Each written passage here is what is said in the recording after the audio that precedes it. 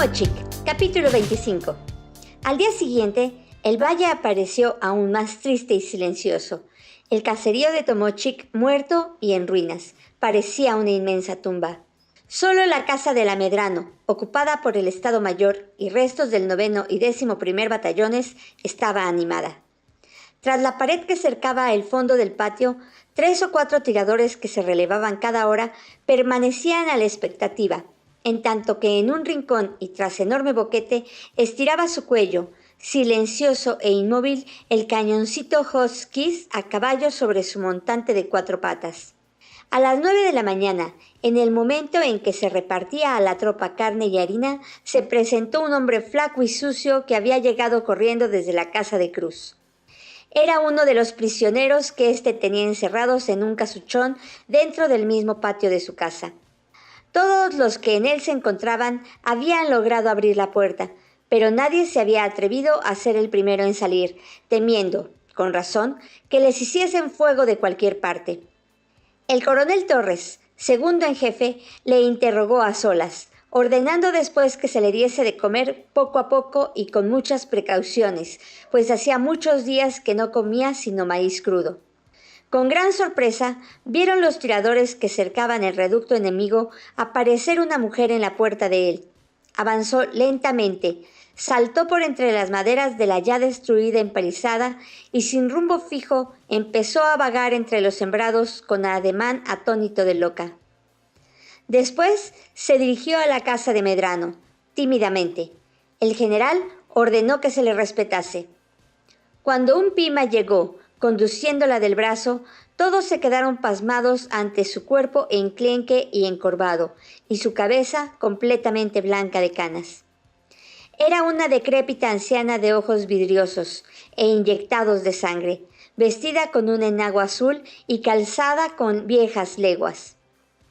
Indudablemente se rendían, pues no podía explicarse que fuese allí sino con el carácter parlamentario, aquella vieja que debía ser valerosa por haberse atrevido a salir. Sin embargo, no era así, y bien pronto se supo que, medio loca por la muerte de sus nietos, había decidido ir a buscar sus cadáveres y a llevar alimentos a los heridos, muchos también hijos y nietos suyos. Contó, tartamudeando, después que comió un plato de sopa que el general le ofreció, que Cruz no la dejaba salir, pero como era la más anciana del pueblo y la que más gente había dado a la causa de nuestro Señor, el jefe, impotente para detenerla, la había dejado salir, encomendándola a la Virgen Santa. Se trató entonces de que llevase una intimación al enemigo, haciéndola comprender lo terrible e irremediable de su situación, siquiera en vista de las mujeres, ancianas y niños, que morían de hambre o contaminados por la peste que en la casa Cruz se iniciaba por la putrefacción de los cadáveres que arrojaban de noche cerca de ella y que permanecían insepultos, dando durante el día un espantoso espectáculo de muerte a las familias amontonadas como un haz de carne viva en aquellas paredes sostenidas por un heroísmo fanático inverosímil. Comprensible era, en efecto, la inmensa y desoladora desesperación que habría en aquella casa, que debía estar convertida en un hospital, sin médicos, medicinas ni alimentos. Hospital a la par que fortaleza que debía ser sepulcro de los que la defendían con el valor inaudito de la fe de los antiguos cruzados, felices con la esperanza luminosa y mística del cielo.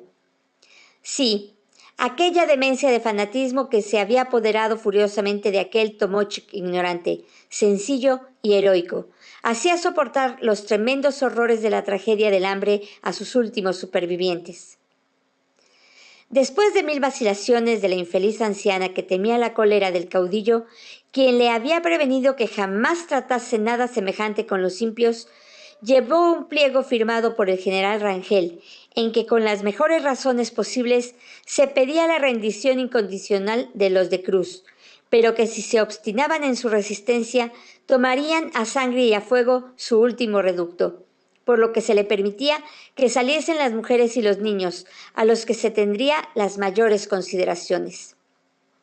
A la media hora volvió la anciana con la contestación, en que se negaba enérgicamente a rendirse, negándose también a enviar las familias por dudar del cumplimiento de la promesa.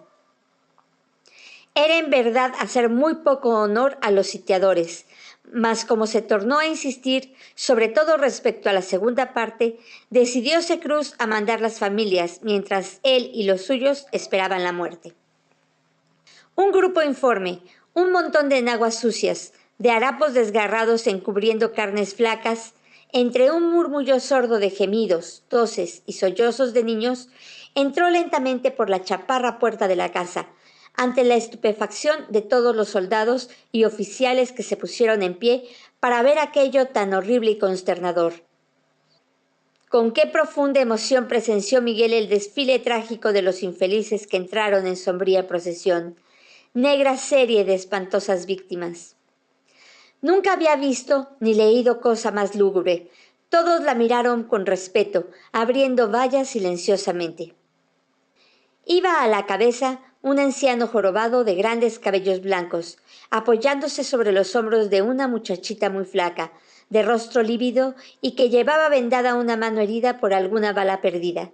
A través del vendaje sucio aparecía una gran mancha negra. Había una anciana que marchaba quejándose lastimosamente, con el rostro todo ensangrentado por una herida que tenía en la cabeza. Una mujer alta, de grandes ojos negros, muy erguida, llevaba en sus brazos un niño de meses que sollozaba. Un niño de 6 años cojeaba escurriéndole sangre de las rodillas. En sus ojos había 2 lágrimas contenidas por una voluntad poderosa.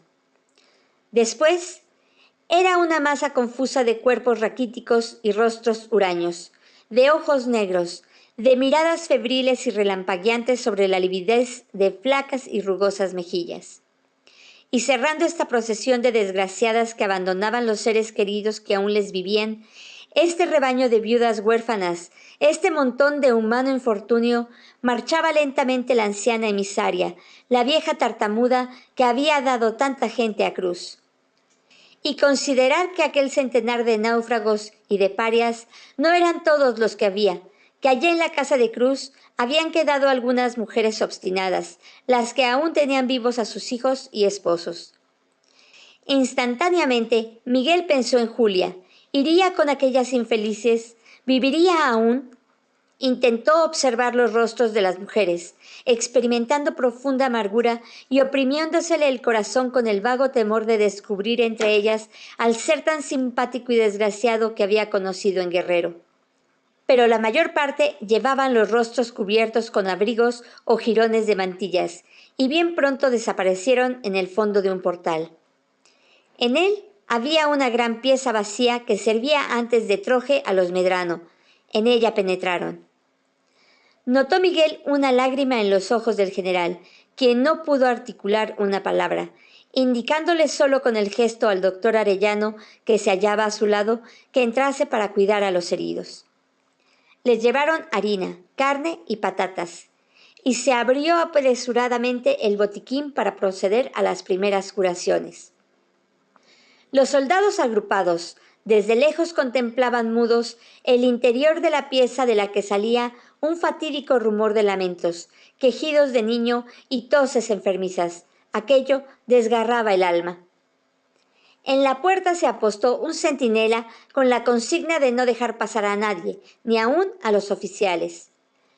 Ya muy poco faltaba que hacer para acabar con los tenaces enemigos que quedaban en su cuartel, decididos a morir allí, altaneros, indomables, desafiando a los federales que no se atrevían a emprender el último asalto. La única señal de vida que daban era aquella bandera que flotaba al viento, con sus 3 colores que salpicaban con un tono alegre el sombrío panorama. Ya no hacían fuego desde sus aspilleras, ya no gritaban, y era profundamente triste aquella calma silenciosa que se extendía por el valle desierto. Los ganados abandonados a sí mismos habían huido por las montañas de la sierra, y solamente cerdos, azorados, vagaban gruñendo y entraban y salían por entre los escombros de las casas, poniendo en fuga a las gallinas y devorando hambrientos los cadáveres. El general comprendía que en la noche deberían los sitiados hacer salidas para recoger maíz, patatas y frijol, que producían mucho aquellos terrenos, y a proveerse de agua del río, y trató de empezar a impedirlo. Mandó que toda la fuerza se dividiese en guerrillas, que se extendieran en la noche alrededor de la casa del enemigo, ocupando las que estaban cerca con el objeto de vigilar e impedir cualquier salida. Cada fracción de aquellas, al mando de un oficial, llevaba un corneta para que contestase la contraseña cuando del cuartel general corrieran la palabra.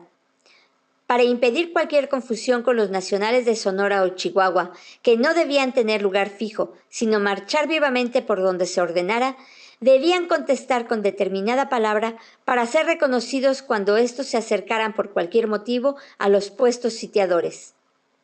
A las 6 de la tarde, puesto ya el sol, en la semioscuridad de la noche entrante, partieron a los puntos designados de antemano. Las fracciones combinadas marchando en orden disperso, agazapándose tras los relieves del terreno, tomando muchas precauciones para no ser vistos del enemigo que seguía silencioso en su fortaleza, cuya masa delineaba confusamente la penumbra. A las 8 de la noche rompieron el vasto silencio con penetrantes notas. Resonó en el centro del valle el toque de atención, parte y diana, y no bien se había extinguido la última parte de esta, cuando allá en el extremo del cerro del Amedrano vibró contestando este toque, al par que también el puesto del cerro de la cueva lo repetía. Enseguida vibraron a un tiempo los mismos toques en todos los puestos del valle, produciendo extraña y fantástica sinfonía, que los ecos de la sierra repitieron y multiplicaron, hasta perderse en las vastas lejanías en un vago y melancólico decrescendo. Hacía un frío intenso, y Miguel, taciturno, en pie, envuelto en su capote, apostado tras de una cerca de un casuchón destruido, contemplaba a su frente, como a unos 20 metros, las negras paredes de la casa de Cruz, y un trozo de luna iluminando el horizonte con lívida claridad, daba un tinte de extrema melancolía al paisaje. Miguel sentía renacer en su alma la tristeza incomprensible que constituía el fondo de su carácter. Pensó en su madre desgraciada, en su pasado sin una sola alegría, sin un amor, en su porvenir destruido, en la fatalidad que hacía de su corazón un corazón desgraciado. ¿Era posible que aquellos obcecados que velaban esperando la muerte y tras ella la vida eterna en el paraíso fuesen más felices que él, que vivía sin esperanza, abatido, viéndolo todo tras un prisma negro? Y Julia, aquella mujercita tan viva, tan linda, la de ojos oscuros, tan expresivos, tan melancólicos, qué pasión tan extraña. En unas cuantas palabras había adivinado una historia dolorosa, soportada con dulce resignación, con la sonrisa beatífica del mártir que entrevé el cielo. Con estremecimiento de indignación recordaba la incalificable abyección suya, de poseerla en un momento de embriaguez, cediendo a los impulsos de bestia que como una invasión de demencia le arrebataban en las horas de orgía. Ella había consentido, como cosa inevitable, como resignada a las brutalidades del macho, y experimentando, ante la juventud de Miguel, las primeras voluptuosidades del amor, en el despertamiento de su adolescencia. De repente, tornó a desgarrar el silencio de la noche el toque de atención, parte y diana, cuyas notas metálicas resonaban en un coro gigantesco y fantástico de cornetas marciales. Atención, parte y diana. Iban repitiendo cada corneta hasta llegar al del último puesto, allá, en la iglesia humeante.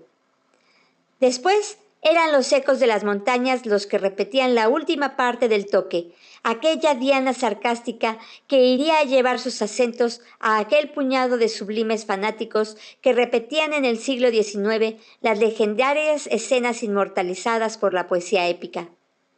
El joven oficial se estremeció nerviosamente cuando el muchachón que llevaba como corneta de órdenes se incorporó y con el rostro hacia el cuartel general dio al viento la contestación del toque que significaba el alerta en sus puestos. Después, Miguel tornó a su meditación, paseando a la claridad de la luna en creciente que estaba ya para ocultarse tras el lomo enorme de una montaña. Julia, ¿Estaba positivamente enamorado de ella o era el sentimiento que experimentaba una reacción de su naturaleza, una neurosis que ocasionaba en él el prestigio del infortunio y el atractivo de la desgracia en una mujer joven resignada a su martirio fatal? ¿Quién sabe? ¿Quién sabe? El hecho era que pensaba en ella, que se desesperaba de no haber podido interrogar y mirar detenidamente a las mujeres llegadas esa mañana. Cuando desfilaron ante él, no la había visto, pero bien podía haber pasado sin conocerla. Y Miguel, en aquellas cavilaciones, ya sentado, ya paseándose, pasó gran parte de la noche, oyendo cada 5 minutos aquel toque repetido tristemente en el silencio, con intervalos regulares, como los golpes del ingente y formidable péndulo. El día de mañana continuaremos con el capítulo 26 de esta novela, Tomochic, de Heriberto Frías. See you soon, my friends!